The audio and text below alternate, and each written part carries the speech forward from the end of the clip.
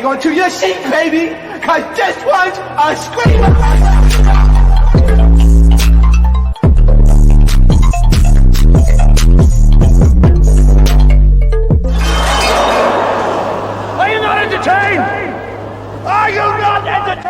What is going on, entertainers? Oh, I look orange. I believe this here. Wait, I look orange. Whatever, I look good though. All right, what is going on, entertainers? So time comes out with another video. So this video we talking FreakNik. Not gonna lie, the documentary it disappointed me. I expected more. I expected to see booty shaking, which we saw a little bit of. We saw snippets. So if you're expecting to see twat, Debbie cakes, okay, Subway sandwiches, you'll see it, but it'll be bleeped out, especially if they're showing the full extent of it. So yeah. They opened up with the 2022 21 Savage birthday party that he did. He did like a FreakNik theme, and they show that, and then they flash back to the real FreakNik. And it's funny because directly after the interview, after they show that party, they're like, "Oh, you kids know nothing about FreakNik." I feel like this was a little bit of a way to kind of stick it to the Generation X, which it's like Generation Z, Gen Z. Don't do that. We let y'all have y'all FreakNik. It is okay. Like, what? Why y'all gotta dig at us for? Like, it's really because some of Generation Z, y'all like to not be original and take stuff and just remix it up and think y'all doing y'all a big one. So I think that's why they kept sticking it to us every chance that they could get throughout this whole docuseries. So they start talking about like the history of HBCUs and the importance of HBCUs. This documentary was more informative than exposing.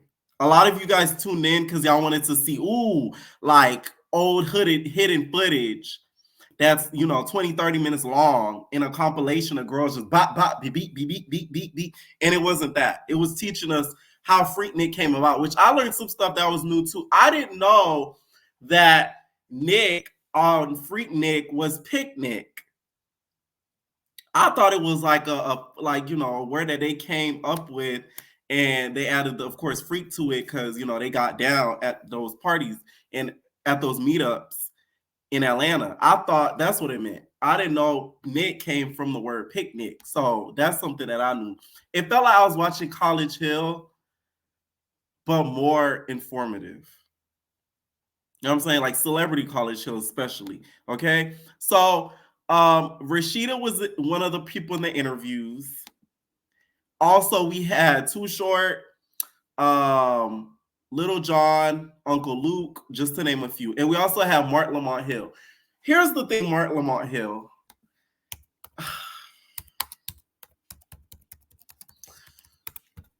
I didn't forget. You get what I'm saying? Like, I watched Basketball Wives. So he hosted one of the reunions of Basketball Wives. And I'll never forget how, like, he was mostly on Evelyn's side in regards to the whole OG situation. And he didn't give her any grace to, like, see her side of the story. It was kind of like he was on their side. And I'm like, nigga, you're supposed to be a host. What are you doing? And you're siding with a Hispanic? And you're supposed to be a black commentator. You know what I'm saying? I'm not saying you got to pick a race because they black, but it's like at that point in that season for that reunion, OG had a lot of points and they were trying to make it seem like she was crazy. And Mark was adding to that during that reunion. So it pissed me off because it's like, you probably didn't even watch the season in full, my guy. Like, you watch clips and you hosting a reunion. Like, it's no shade. Like, that's why I prefer the other host, okay? Sally, okay? John Sally is always going to be top tier when it comes to Basketball Wives. That's why they brought him back and Mark was giving the beats, okay? But for this documentary, we going to let you slide. But we forget, nigga. I'm sorry. I remember stuff like that. So they start talking about the history of booty and the Daisy Dukes. So the Daisy Dukes are like, of course, the jean shorts with the girls that be cake sticking out. And back then, they used to call it booty shaking. And now we call it twerking. Y'all remember Flavor of Love when Boots was like, you was shaking your ass, showing your doonies to them niggas outside. You don't remember that? Crazy. Okay? I saw she did an interview, y'all, recently. She's still the same old Boots. Hi, Boots. I know she still watches. Okay. Shout out to Oliver for that interview, but she's still the same old Boots. Right? So they described what Daisy Dukes were, and of course, they also called it the Coochie Cutters, or in Roly Poly's case, but it's crazy because it's like thinking at where we are now in like society, Daisy Dukes are not even scandalous. Like that's considered like, normal wear. Say if somebody wore Daisy Dukes out and about, nobody would look twice. I mean, they would look if you had Big Debbie cakes, but other than that, it would be like, you know what I'm saying? Because it's like with the fact that OnlyFans and like everything's become like overly sexualized, stuff like that just isn't like a big thing anymore. So it's funny hearing them like talking about it during this docuseries. So they show the footage what happened during FreakNik. So they show the throwback footage. The girls are showing their toss. They're like, yeah. They showing that. They show all the black and white footage. They showing the footage in color. They showing the '90s hairdos. The girls popping their tootsies. The guys grabbing their junks to the tootsies. You know. So they said the history of FreakNik got dirty because it was like the history of FreakNik wasn't supposed to be dirty at first. It was supposed to be a gathering. So when they broke it down, it was like a picnic that was for black people. So they play music, barbecue, they have fun, dance. It was a vibe. It was a whole lot of people. They have fun, but then over time, that's when it started to get a little bit freaky. Okay, and then they broke down the history of strip clubs and how they kind of deal with it, and how you had at that time you had to get your music out there in the strip club for it to take off. Then came the BS. FreakNik was attacked because the white people wasn't too happy. Too much black people were in town, and they weren't making the amount of money that they were used to because of the traffic overload, and people weren't able to get into certain businesses that they used to before FreakNik came into town. So because of that, the mayor and of course other people in the political field at the time in Atlanta started to pay attention more to FreakNik because they felt like, hey, it's stopping our bread. If it's stopping our bread, it gotta go. Okay, so then FreakNik became a disturbance for the neighborhoods because of this. It was more so like what I got from the docuseries. It became more so about dollar than racism, but it had a little bit of racism inside of it too. Because had it been a big group of white people doing this, y'all wouldn't have stopped it so quickly. So, yeah. The Atlanta was holding the Olympics at one time, was hosting it, and FreakNik became like policed by the Spring Break Planning Committee. So this is where we get introduced to the guy who was the head. His name was George Hawthorne. Okay, he had the Jerry curl cut. You know what's funny about the whole thing too? A lot of what happened to FreakNik is what happened to Miami Spring Break. It's like people tried to do what FreakNik was in Miami for some years now, and this year Miami was like, "Oh, it's enough. We're not doing that." So that's kind of what happened. So we get an interview of this girl because over the years FreakNik got worse to the point where the police became more vigilant, and then the crowds got crazier, the traffic got worse. This girl ended up getting R-worded at FreakNik. So she described the story, and I thought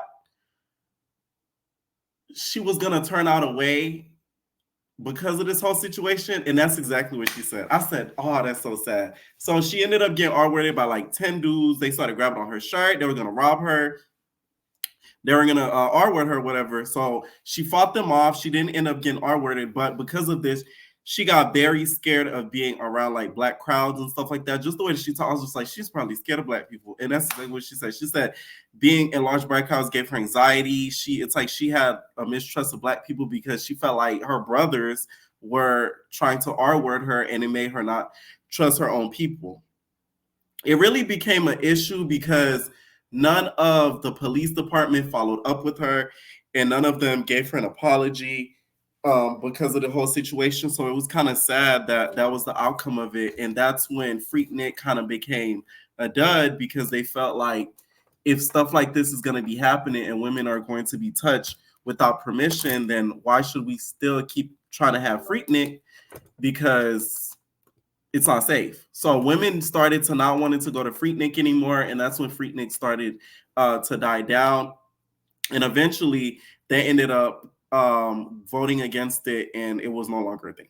And what was crazy was what made it worse. FreakNik, people that weren't college students started to come. So it was grown ass men doing some of this stuff, and they probably never even went to college.